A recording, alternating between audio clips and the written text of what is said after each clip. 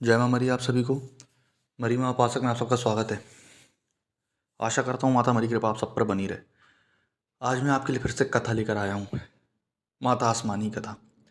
क्योंकि कई लोग कमेंट बॉक्स में आकर और फ़ोन कॉल्स पर आकर बोलते हैं ना कि भाई मैंने जो साधनाएं करी हैं क्या दी हैं आपने, करी हैं कि नहीं। तो ये थोड़ा अच्छा सा लगता है मेरे को, क्रिटिसिज्म है ना।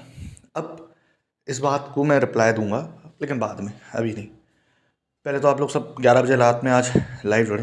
दूसरी चीज़ ये कि माता आसमानी एक ऐसी देवी जो कभी भी छत में नहीं रहती। छत के अंदर इनका कभी भी मंदिर नहीं होता। आप लोगों ने देखा होगा खुले में बैठेंगी, वो है माता आसमानी। ये कहानी मेरे नाना है, उनकी है, कुल देवी उनकी माता आसमानी।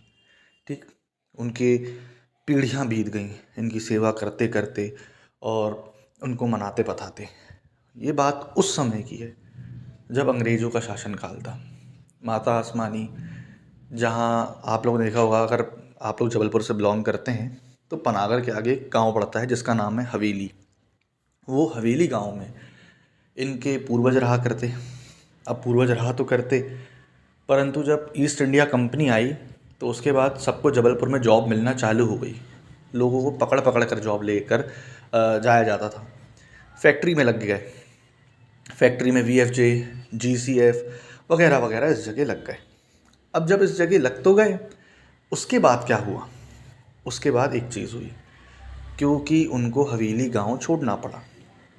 और इसमें आपको वीडियो में ये भी पता चलेगा कि कुल देवी देवता का कितना महत्व होता है, और अगर वो रुष्ट हो जाएं तब क्या होता है।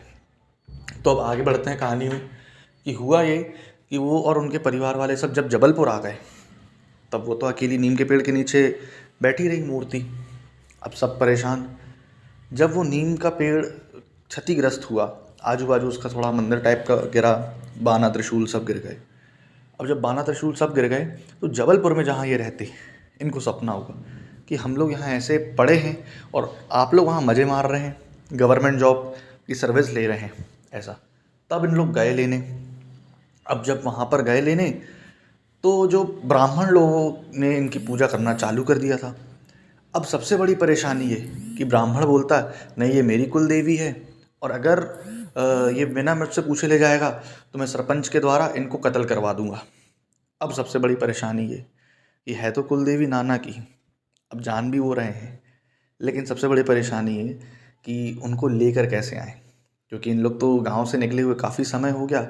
और उसके बाद उनको मतलब कोई और एक विशेष समुदाय पूजने लगा और उसने अपना हक जमा लिया, और उनको ये लगता कि वो है। जबकि गांव में जो भी मंदिर बना करते थे वो सार्वजनिक तौर पर बना करते थे। अब जब ये सारी चीज़ें हुई तब माता से प्रार्थना की गई कि माँ क्या करें अब।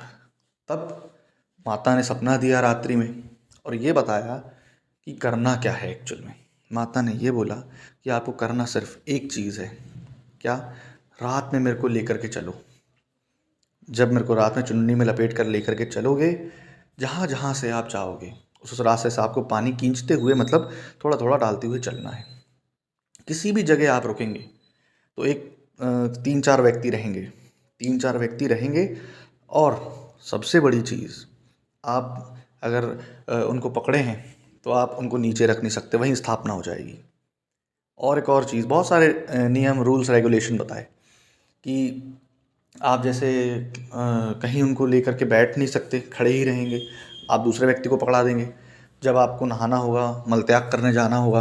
अब इसमें ट्विस्ट ये आता है कि माता से प्रार्थना की गई कि माता ऐसा हम करने को तो तैयार हैं, लेकिन अगर हम ऐसा करेंगे और ला रहे हैं आपको, कहीं कोई शेर, क्योंकि उस टाइम तो जंगल था पूरा, बोले नहीं वो मेरी जवाबदारी है, नहीं दिखेगा। वो आया नहीं। लेकिन ट्विस्ट का क्या आता है, इन लोगों को रास्ते में लगी भूख, तो इन लोगों ने क्या किया, एक किसी और का चूल्हा लगा हुआ था, उस चूल्हे पर इसने अपने बर्तन रखे, नाना जी लोगों ने। और बर्तन रखने के बाद क्या करते हैं, उस पर खाना बनाने का चालू कर देते हैं। वो बर्तन अचानक से कम 10 फीट दूर चला गया। और फिर जब वहाँ पर अचानक से पूछा गया उनसे कि ऐसा क्या हुआ माता, ध्यान मार्ग में, तो उन्होंने बताया, बोले ये किसी का जूठा बर्तन, किसी का जूठा चूल्हा, और तुम लोग मेरे को छू रहे हो और ऐसा पकड़े हो किसी को भी।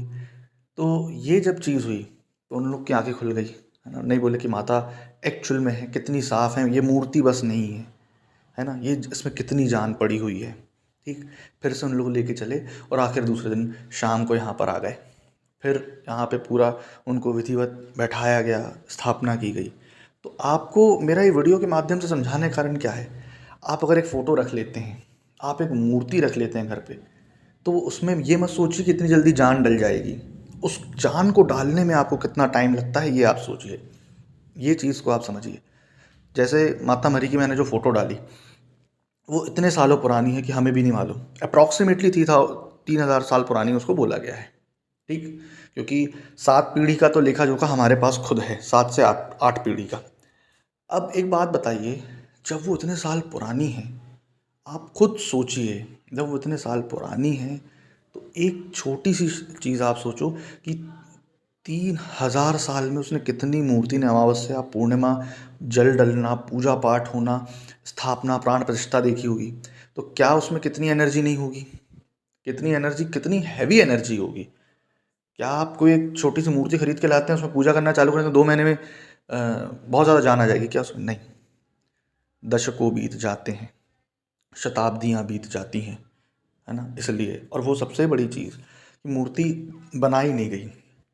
तो ये सारे जो रहस्य हैं, इस आप चीज़ को समझिए कि आप किसी भी जब दरबार जाते हैं तो वहाँ की ऊर्जा कैसे काम करती है आपके लिए, और कैसे आपकी नेगेटिविटी को ख़त्म करती है। क्यों आपको मेहंदीपुर बालाजी जाते हैं तो झाड़ फूँक की ज़रूरत नहीं पड़ती, अपने आप ठीक हो जाते हैं। क्यों आप बाजना मठ मंदिर जाते हैं तो भूत आज भी अंदर नहीं घुस पाते वहाँ, जिनको भूत प्रेत की परेशानी हो। क्यों आप माता मरी के मंदिर यहाँ पे जबलपुर से जब गाँव जाते हैं, एक्सीडेंट होने वाला रहता है तो एक्सीडेंट से बचा लेती है, या तुरंत कुछ ना कुछ ऐसी कला दिखा देती है। क्यों आप मंदिर के अंदर प्रवेश नहीं कर पाते अगर आपको बाधा रहती है? तो उतने सालों से उसकी एनर्जी है। तो ये चीज़ आप ध्यान से रखिए कि आप जो भी बड़े बड़े स्थान जा रहे हैं उनका आप आदर करें, सत्कार करें। ऐसा नहीं है कि मंदिर बस बना लेने से या बहुत कुछ उसमें हो जाता है, लेकिन मेन क्या रहता है, इतने सालों से मूर्ति की प्राण प्रतिष्ठा। तो आशा करता हूँ आपको ये जानकारी पसंद आई हो। जय माँ मरी।